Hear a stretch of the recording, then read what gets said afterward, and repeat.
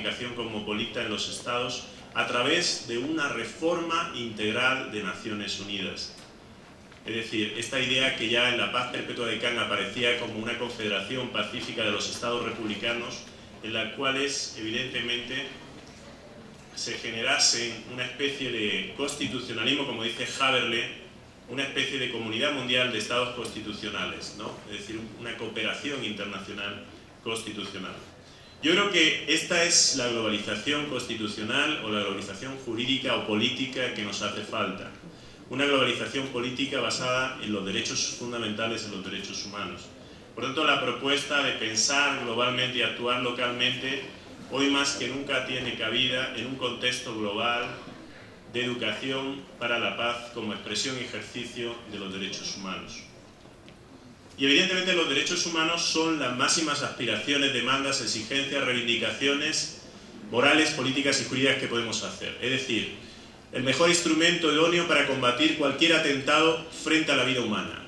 Los derechos humanos constituyen esa plataforma fundamental en la cual juristas, criminólogos, sociólogos, politólogos, todos concentrados de alguna forma, podemos combatir ese marco común internacional, ese marco mínimo común, pese a la diversidad cultural, donde todos tenemos un mínimo ético universal.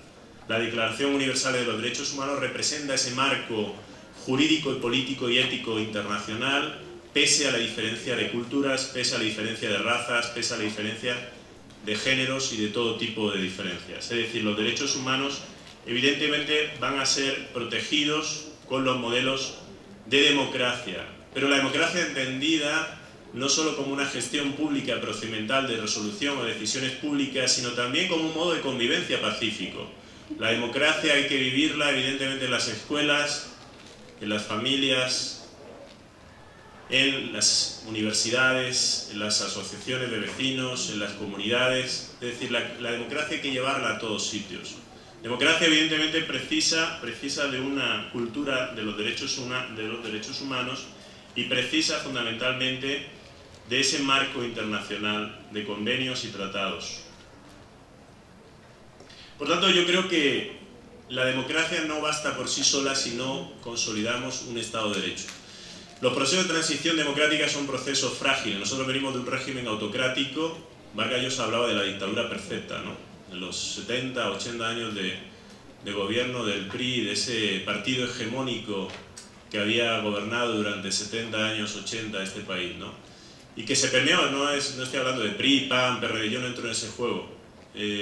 Es realmente no solo un partido, es un estilo, una cultura, una forma de vida.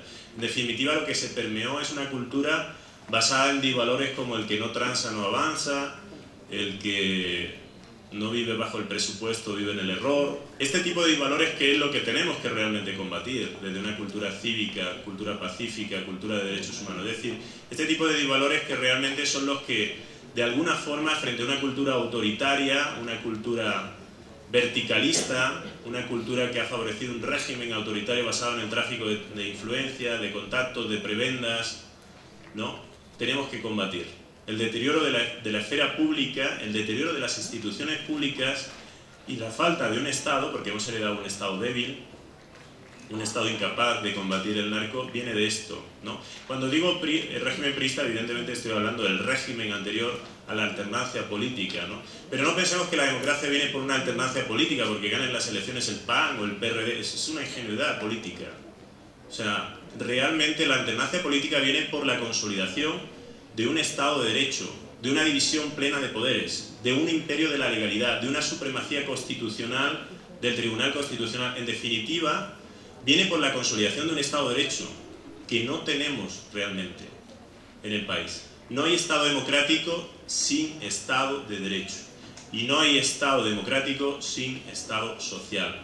Es decir, este prisma de las tres dimensiones del Estado social, el Estado de Derecho y el Estado democrático está vinculado, porque de nada sirve tener elecciones públicas, políticas y tener derecho al voto y ejercer la participación política y nuestra obligación como ciudadanos de votar, si evidentemente no consolidamos las instituciones propias del Estado de Derecho. Por tanto, la democracia constituye el mejor mecanismo, entendido no solo como el votar cada 6 años, ¿no?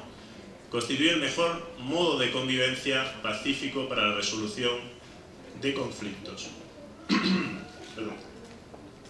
Pero la democracia tiene que ser demoprotección también frente a la desigualdad. Y también la democracia implica una vertiente cultural, de cultura política, cívica, democrática, que tenemos que profundizar progresivamente. Por tanto, la política conforma esa prolongación y continuidad de la guerra por otros medios pacíficos. La política hay que rescatarla como deliberación pública, de decisión política, de los asuntos públicos, de la red pública, en la cual todos tenemos que intervenir. La política no es solo lo que hacen los gobernantes. A veces echamos la responsabilidad a los gobernantes de todos nuestros males públicos, pero no asumimos, creo que el otro día lo decía un alumno de criminología, pero no asumimos la responsabilidad como ciudadanos, o como estudiantes, o como profesores, o como criminólogos, o como juristas. Entonces yo creo que esta es realmente la asignatura pendiente.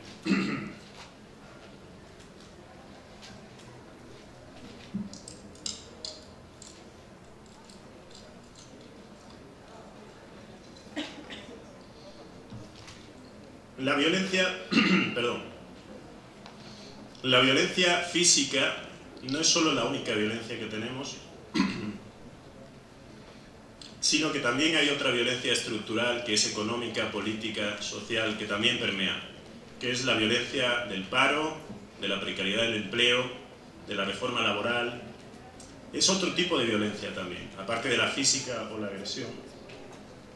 Es la violencia que generan, como he dicho anteriormente, las políticas de ajuste estructural y las políticas que se han aplicado sobre América Latina. Ustedes no inviertan en educación, no inviertan en sanidad, no inviertan en obras públicas, no inviertan en políticas culturales, inviertan en reducción de la deuda externa. Generen un déficit público mínimo, y en eso consisten las políticas de ajuste estructural. En el 94 se aplicaron a México. Y de alguna forma el que haya 50 millones de pobres en México responde a esas políticas internacionales y nacionales. O sea, no es casual que tengamos un país con enormes desigualdades. Esto todo viene generado desde arriba. Por tanto, el análisis de la pobreza constituye evidentemente un factor fundamental. La elevada deuda externa, la dependencia económica y tecnológica, ahora lo vamos a ver con Pemex, ¿no? El escaso o nulo control sobre el aumento demográfico, las dietas alimenticias escasas y desequilibradas, la corta esperanza de vida, las acusadas desigualdades sociales, la concentración de la riqueza en pocas manos, ¿no? Tenemos a uno de los millonarios más grandes del mundo, ¿no? Nos tenemos que sentir orgullosos de ello, ¿no? Porque lo alimentamos nosotros, en definitiva. Lo enriquecemos nosotros. Por tanto, el peligro no lo constituye el despotismo, sino la fragmentación, es decir, la incapacidad de ponernos de acuerdo realmente en un marco político común, en un marco y un proyecto de Estado que genere expectativas de justicia y lo que decía John Rawls, una concepción política de justicia.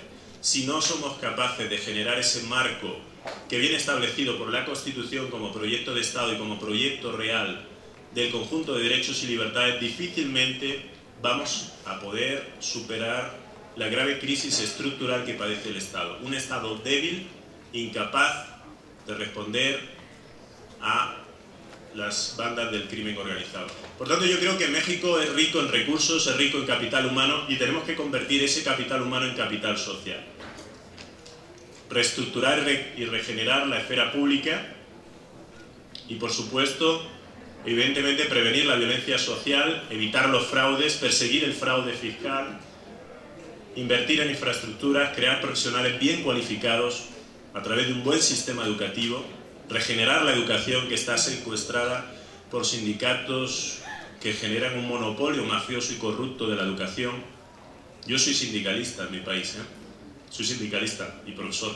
Y evidentemente hay un grave problema en el sindicalismo heredado también del viejo régimen. Hay un grave problema, hay que democratizar los sindicatos. Yo creo en los derechos sindicales, creo en el derecho a la huelga, pero creo también en la responsabilidad del ejercicio profesional. Creo que nuestra obligación como docentes es dar clases y cumplir la legalidad, evidentemente, ¿no?